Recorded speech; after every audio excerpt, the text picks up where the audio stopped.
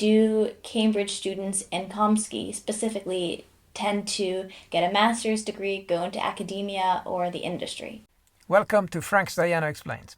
I'm a full professor at the University of Cambridge, and Natalie Schall, who received an offer from Trinity College to study computer science with us, continues to grill me in this reverse interview, the previous installment of which is in this other video up there.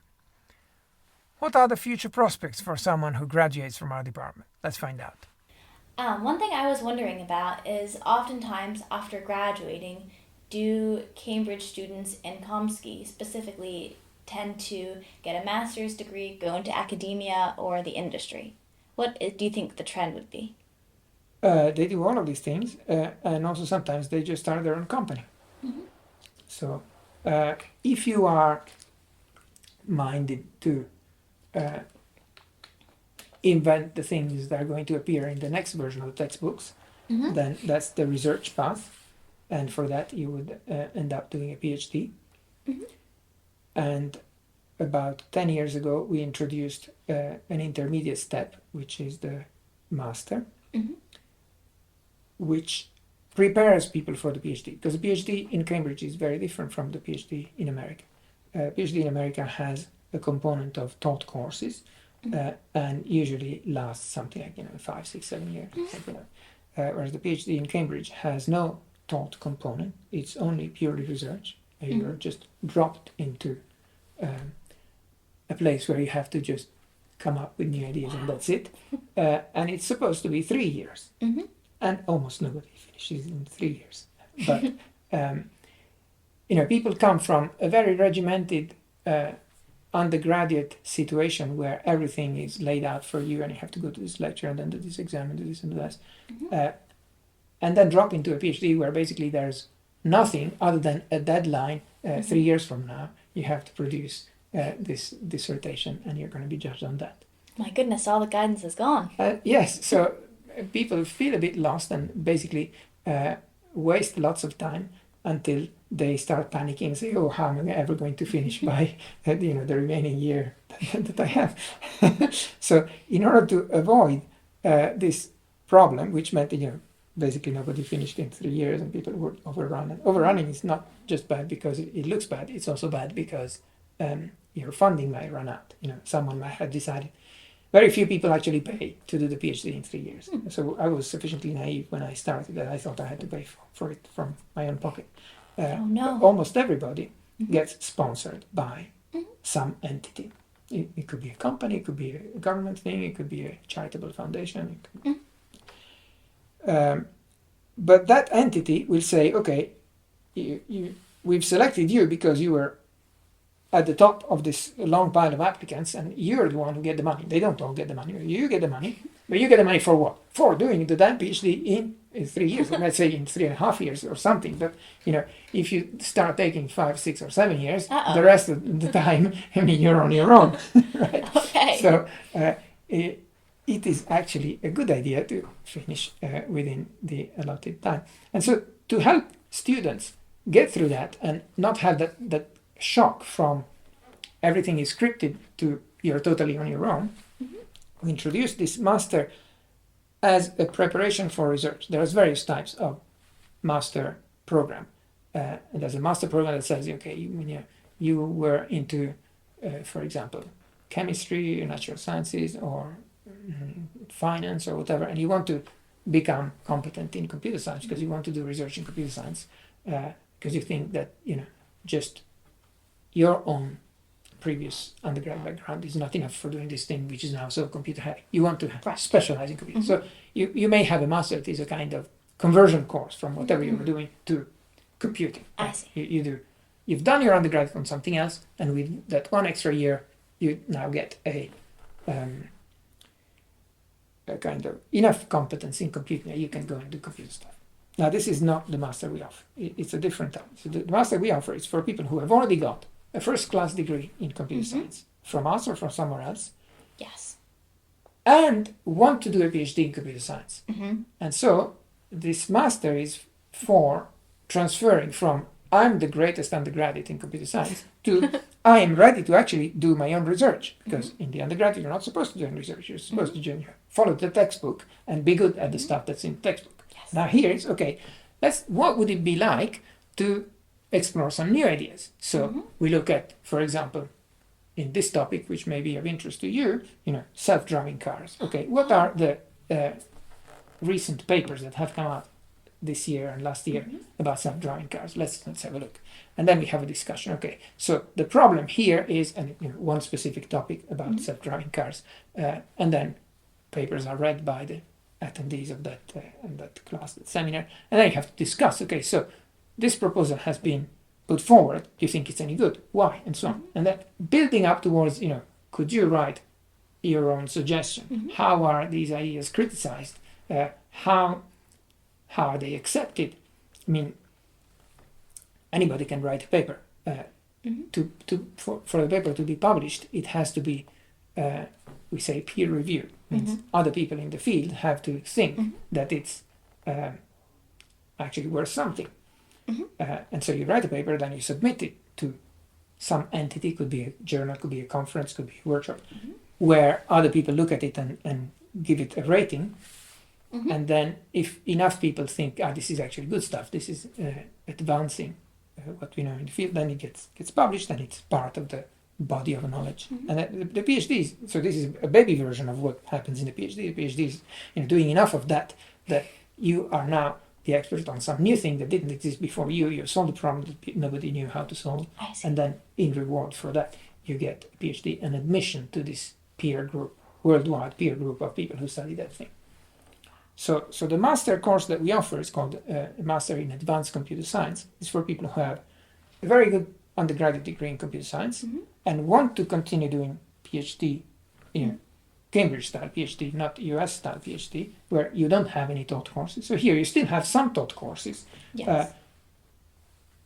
which are definitely specialized in the area you care about. It's not like, generic things, and algorithms and graphics and natural language. No, it's just the things that you care about. If you want to do artificial intelligence, you can do all things, neural networks and machine learning and all that stuff. And then it's not just lectures as you get as an undergraduate. It is also seminar style, leading you into research, making you do something that is slightly beyond the boundaries of what exists, but in a more guided way. And then after that, you're considered ready for hitting the ground running with a PhD, where you have to do your own thing. That's kind of incredible. I was wondering, do undergraduates have the opportunities to write any papers for journals, or is that something that only comes in during the master's degree? So undergraduates are not particularly encouraged to do that, but if they feel like, nobody is going to put a veto. They have so many other things to do, so much other stuff on their plate which they have to do, that it's difficult to find the time and concentration to also write a research paper. But certainly nobody would forbid that. The context in which this is most likely is if you're in your final year project, where we advise you at the start, don't try to do research in your final year project, because we want you to finish the project, and we want you to do something that is known to be doable. Research, by definition, is something we don't know if it can be done. If we already knew, then it wouldn't be research. It's something we are. So research is something. There's a problem. Nobody in the world has ever solved this problem. That's research, right? So don't do that as an undergrad. Okay. On the other hand, if you do an undergrad project that is going especially well on something, and you're kind of slightly pushing the boundaries of what people have already done. So a typical good undergraduate project would be, this problem has already been solved by someone. There's an existing solution. I'm going to resolve it myself. I'm going to start from scratch. I'm going to do it myself and see if I can find some improvements. Okay, and make it go twice as fast, for example. That's not research, but it's a good practice of something to do as an undergrad. If you take something that exists, make it go twice as fast, great. Now, if in doing that you also invent some new technique and so on and so on, you could say, well, with your supervisor, maybe there's scope for publishing about this new technique, a small paper that might go into some workshop. That is the kind of thing that you could expect as an undergrad. I see. But you were asking me something else, and I kind of digressed so much that I didn't fully answer your question. Say, what do people do after undergrad? They could go to research, do master, PhD. Mhm. Well, as I said, the master and PhD, the master that we offer here in Cambridge is a flavor of master that's specifically geared towards preparing you for a PhD. I see. The type of PhD we do is a PhD that's intense and without much guidance, and it's Right. kind of swim or sink do My goodness. stuff. Anyway, but that's one thing. They can go into industry. I think the majority of people end up in industry, and they are very sought after.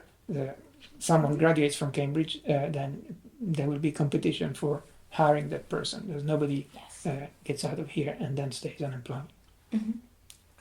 You go to the the big internet companies that make up the S&P 500 and so on. They just want the Cambridge graduates because they know that they can work and produce stuff I see. usefully without having to have months of training before they become useful. Right? They know that the people who come out of here, they can just do stuff. Right. Right. So it's you acquire valuable skills. So and of course you see them trying to entice them with summer internships, so that they already have some kind of connection with them before they already commit to going somewhere else. And then the other thing I said was that people might have a bright idea and want to start their own company. Mhm. Plenty of these, these wooden boards that you've seen in the computer lab with the lists of companies started by people who were here. I mean, they may have started as undergraduates sometimes it's more likely as PhD students, but sometimes even later. But it's all people who find, I mean, it's not just about being clever, because there exist plenty of clever people who don't start companies. But if you put a clever person with good ideas in an environment like Cambridge, where, there's plenty of other people starting companies Yes. around it, then first of all, it's easy to ask for help. Mhm. And second, there's a kind of buzz that makes you want to do it, because you say, well, I'm not any less smart than that other guy. I have my idea. Why don't I give it a try? And some of these things fail, and that's fine. And some of these things go on, and it's great. And there should be less shame about failing at starting a startup, because that's the only way you learn how to do it properly. Mhm. So. We encourage that as a computer lab. The previous head of our department is one of my great mentors, and I had been working for him for a very long time, since before even starting my PhD. Wow. So I had come to Cambridge, not for the university, I had come to Cambridge for work. Mhm. And he was the boss who hired me when I came to Cambridge in a research lab, in an industrial research lab. Mhm. So this exceptional entrepreneur and academic, because he was also an academic, Mhm. then later became the head of the computer lab. Wow. And by then I had done my PhD in the computer lab, and I was a lecturer. And so I have had him as my boss, both in industry and And in the here. university. Wow. And in both cases, been the true leader. I've seen what a true leader is, because of his experience. He started over 10 companies, and some of these have had floated on stock markets. One of them was valued over $1 billion, and so he encouraged this culture of entrepreneurship, and was very forthcoming with encouraging students to pursue their ideas and their dreams, and introduced. We have a business studies course for undergraduates, who is done by another wonderful chap who is a serial entrepreneur, and has started many companies himself as well. It's very fascinating to be exposed to that at an early age, and it makes you feel that it's possible, because it is possible. If nobody tells you that it's possible, you think, this is only people who, galactic stuff, and it's not for me. No, it is for you as well. Yeah. So just believe in it, and we have proof that it is possible. That is incredible to hear the breadth of opportunities. And I think if I go to Cambridge, entrepreneurship, and that is definitely something that I would look forward to considering. I don't want this video to become too long because otherwise you might switch off before the end of Natalie's question. So I'm going to stop here. But join us in this other video for the continuation of this conversation. I know that many potential applicants are very concerned about the CSAT test, so we also had another chat about that with Natalie and also with a colleague of mine who's been doing computer science admissions interviews at Trinity for 20 years. And that other video should be out soon and you won't want to miss it. Thank you very much for watching. Like, subscribe and share with your friends, and I'll see you in the next video.